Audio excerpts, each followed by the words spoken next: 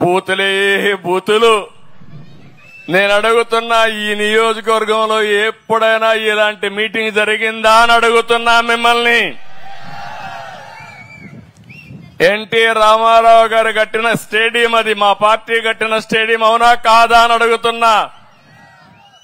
నేను ఇక్కడ రాలేకపోయా అంటే ఏంటి ఆ రాచకం, ఏంటి ఆ విధ్వంసం?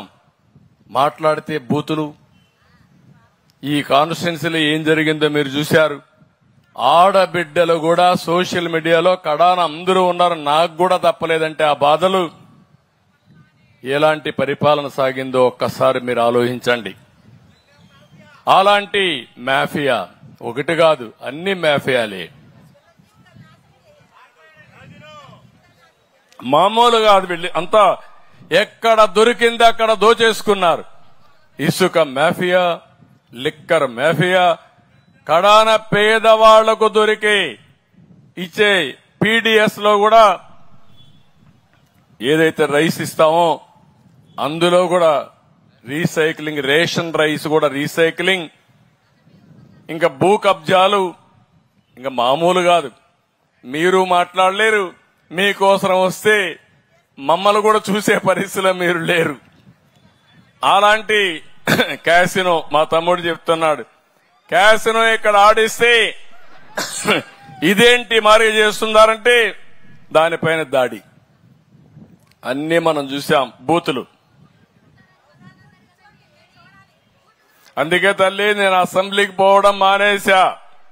ఆ రోజే నేను చెప్పా, ఇది గౌరవ సభ కాదు, కౌరవ సభ.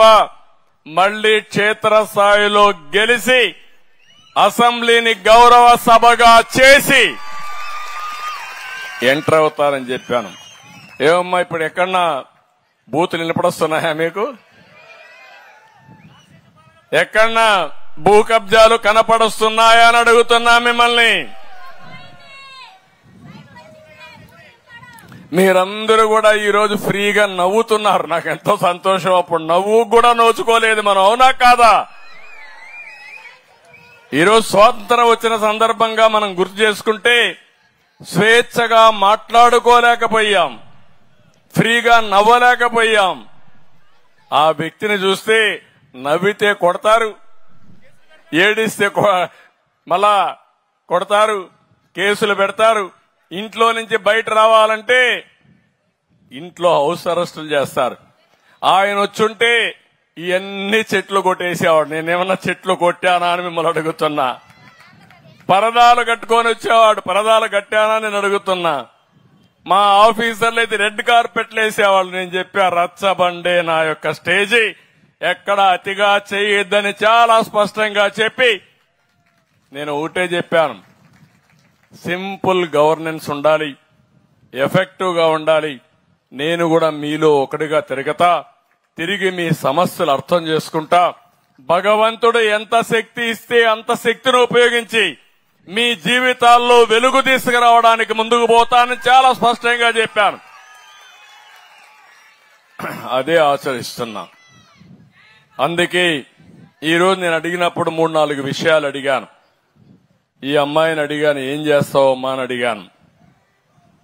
ఆ అమ్మాయి ఊర్లన్నీ తిరిగి అమ్మితే మా కలెక్టర్కి ఆదేశాలు ఇచ్చా, ఆమె ఇంకా సులభంగా వ్యాపారం చేసుకోవడానికి ఒక మఫెడ్, అది కూడా ఎలక్ట్రికల్ మఫెడ్ కొని ఇంట్లోనే ఛార్జ్ చేసుకుని దర్జాగా ఊర్లో ఎక్కడ తిరగాలని తిరిగేసి సాయంత్రానికి ఇంటికి వచ్చే స్కూటర్ని కొనిమ్మని చెప్పి ఆదేశాలు ఇచ్చానని చెప్పి కూడా నేను మీకు తెలియజేస్తున్నా.